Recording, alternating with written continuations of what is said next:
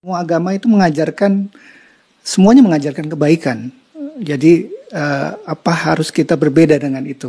Anda merasa benar sebagai Muslim, sedangkan yang lain juga mengajarkan kebaikan. Mungkin pemikirannya saja. Semua agama itu semuanya mengajarkan kebaikan. Jadi apa harus kita berbeda dengan itu? Mungkin kadang-kadang kita diajukan dengan pertanyaan itu. Anda merasa benar sebagai Muslim, sedangkan yang lain juga mengajarkan kebaikan. Gimana kita mensikapi? Baik, gini Mas, konsepsi agama itu kan bisa diuji dalam 3 aspek. Ya. Satu aspek ketuhanan, teologinya. Yang kedua aspek ibadah, tata cara dia ibadah. Yang ketiga muamalah, yang mengatur pedoman dalam berinteraksi secara sosial. Ya kan? Oke, boleh jadi di aspek yang ketiga, semua menunjuk kepada yang benar. Mengajarkan interaksi yang benar dengan sesama. Silahkan Anda cek ya. Pasti semua agama mengatakan harus jujur, nggak boleh mencuri, kan? Nggak boleh berzina dan sebagainya. Jadi kalau ada yang membolehkan berzina, menipu dan sebagainya, dipertanyakan konsepsi keagamaannya. Di aspek yang ketiga ini, secara hukum sosial, semua bisa sepakat. Tapi dikatakan agama harus memenuhi unsur 2 lagi. Konsepsi ibadahnya bagaimana? Di agama pasti ada ibadah, karena ibadah itu konsekuensi dari keadaan seorang hamba yang menuhankan sosok Tuhan. Pembuktian dari sifat menuhankan itu adalah ibadah. Harus menyembah Tuhannya. Bagaimana konsepsinya? Caranya bagaimana dia beribadah? Diatur tidak? Cara dia ibadah seperti apa? Ditunaikan kapan? Bagaimana teknisnya? Apa maknanya? Apa hikmahnya? Apa implementasi ibadah itu bagi kehidupan? Di titik ini pasti akan ada perbedaan. Saya sebagai Muslim, ya, dengan saudara-saudari kita sebangsa setanah air dan non-Muslim, konsepsi ibadahnya pasti beda. Ya, saya di Islam. Kenapa saya meyakini Islam misalnya? Karena konsepsi ibadah saya, ya, yang saya jalani dalam Islam, itu menurut saya yang paling sesuai, paling lengkap, paling akurat, paling rasional. Ya, dari sisi sholatnya misalnya, ibadah pokok itu kan sholat. Waktunya jelas diatur. Kapan saya mesti sholat? Panggilannya jelas. Kemudian bagaimana penampilan saya saat akan menunaikan sholat jelas. Apa yang harus saya lakukan sebelum sholat jelas. Sebelum sholat kamu wudhu dulu. Ada langsung firmannya dari Allah. Bukan rekayasa manusia. Bukan buatan Nabi Muhammad SAW. Kan?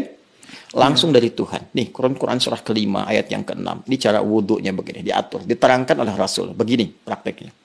Kemudian sebelum sholat kenakan pakaian yang terbaik. Bahkan sejak ada panggilan dari masjid kita dengar. Quran surah ke-7 ayat 31. Ya bani Adam khudzu zinatakum inda kulli masjid.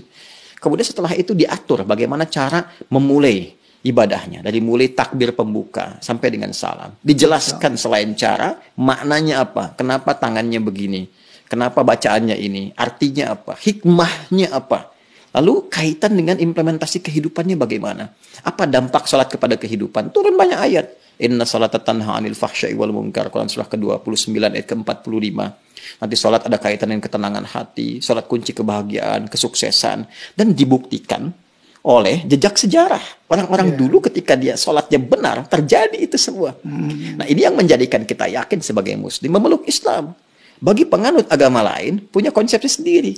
Kita nggak bisa paksakan semua sama di titik ini dalam konsep keberagamaan. Apalagi kalau sudah masuk ke konsep teologis, ketuhanan. Ya kan? Nah, untuk menentukan agama ini, ya benar sebagai agama, kan mesti punya konsep ketuhanan. Nah, Islam pun menawarkan kepada kita secara ilmiah dan objektif untuk menguji bagaimana sih standar untuk menetapkan zat itu sebagai Tuhan. Ya kan? Apa ukuran-ukurannya? Maka Islam menyampaikan, misalnya di Quran surah ke-42 Asy-Syura ayat yang ke-11, laisa kamitslihi syai' di ujung ayatnya. Ya, sifat Tuhan itu nggak boleh sama dengan selain Tuhan. Ya, harus beda, 100% harus berbeda.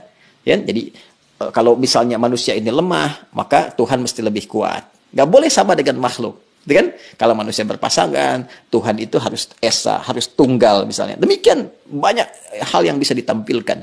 Nah, konsepsi teologi ketuhanan ini, setiap agama itu pasti berbeda.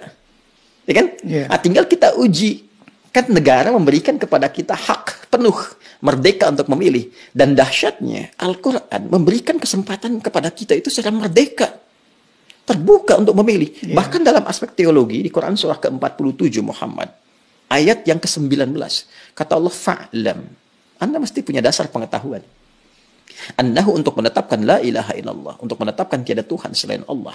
Jadi untuk menetapkan konsep ilahiyat, teologis, ketuhanan, yang meyakinkan kepada kita, oh ini Tuhan saya Allah. Ya kalau ditanya kenapa Anda nggak pilih Tuhan yang lain, kata Allah, Anda jangan sekedar bersyahadat misalnya, mengatakan asyhadu an la ilaha illallah. Itu syarat pertama menjadi muslim, syahadat. Tapi kalau Anda ingin kuat, ya dengan syahadat itu, dengan keyakinan teologi Anda itu, menuhankan Allah. Ini ilmunya loh. Makanya di Islam ada akidah, ilmu tauhid, fikul akbar. Nah, jadi boleh jadi semua agama itu punya konsepsi yang sama dalam aspek muamalat, interaksi sosial yang membawa norma-norma kehidupan dalam ragam interaksi sosial. Tapi bisa berbeda dalam konsepsi ibadah dan ketuhanan. Dan aspek ketuhanan yang paling pokok. Ya kan? Yeah. Jadi kalau semua sama, berarti kan mesti ada yang spesial, yang beda kan? Ya, betul. Ya, itu yang menjadikan Anda, saya, kita melihat yang spesial ini bagi saya. Konsepsi Islam sangat jelas, tidak ambigu. Ya, menentukan ketuhanan jelas. Fa'lam annahu la ilaha illallah. Innani anallahu la ilaha illa ana fa'budni. Ya, saya Allah, kata Allah, nggak ada Tuhan yang dipertuhankan selain saya. Ya, maka sembah saya. Nah, saya mencari, saya membandingkan, melihat dengan keyakinan lain, saya temukan yang paling jelas. Tidak ambigu, tidak susah dipahami sebagai muslim ya.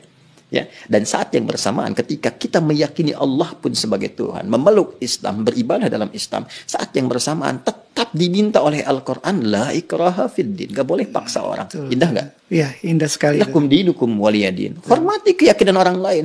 Kamu meyakini Islam sebagai agama yang benar, ya, tapi hormati orang lain juga. Ya, jelaskan keislaman Anda itu lewat penampilan Anda, karakter Anda, perilaku Anda, sifat dan sikap Anda. Kalau ditanya, jelaskan, jawab, dan sebagainya. Masya Allah. Indah nggak? Indah, Pak. Ya, jadi di situ titik perbedaannya. Jadi nggak bisa kita katakan semua agama sama, karena konsepsi dasarnya itu berbeda. Iya, iya. Paham sekarang ya? Betul, betul. Nah, kalau paham berarti nggak ditanya lagi. Ya, mungkin kita luruskan, Ustaz. Jadi, Berarti ada yang bengkok. iya. Ya, yang diluruskan pernyataan saya atau ada masalah nih di luar. Yang berkembang sampai Anda angkat kaki gitu. Yang berkembang di masyarakat, Ustaz. Jadi muslim yang semakin berilmu otomatis makin toleran terhadap masyarakat di sekitarnya. Mungkin bisa dibilang begitu, Ustaz. Iya. Ya, bisa disimpulkan demikian toleran dalam aspek-aspek yang perlu ditoleransi. Betul. Dan ini ekspresi toleransi itu pun sesuai dengan kebutuhannya. Jadi jangan berlebihan juga. Nggak bisa toleran itu misalnya, wah ini lebih berkembang lagi, ikut-ikutan beribadah sesuai dengan agama-agama orang lain. Ya, nggak mungkin itu ya. Anda nggak bisa toleransi ikut ke tempat ibadah orang. Justru itu intoleran yang sangat tinggi. Paham nggak maksudnya? Paham, Ustaz. Paham. Apa coba? Ulang lagi nanti. Bukan. Intoleran yang sangat tinggi. Kenapa? Ya, Kenapa? Karena saat dia hadir di tempat orang itu, hati dia meyakini bahwa itu salah. Iya. Tapi dia terpaksa hadir di situ untuk mewujudkan konsepsi yang salah. Iya. Saya toleran nih, datang ke tempat ibadah orang lain. Tapi di hati dia mengatakan ini salah nih, ini nggak benar nih. Iya. Nah, itu kan kalau dalam bahasa agama, nifak, munafik, hipokrit gitu kan. Iya. Jadi saya kira itulah.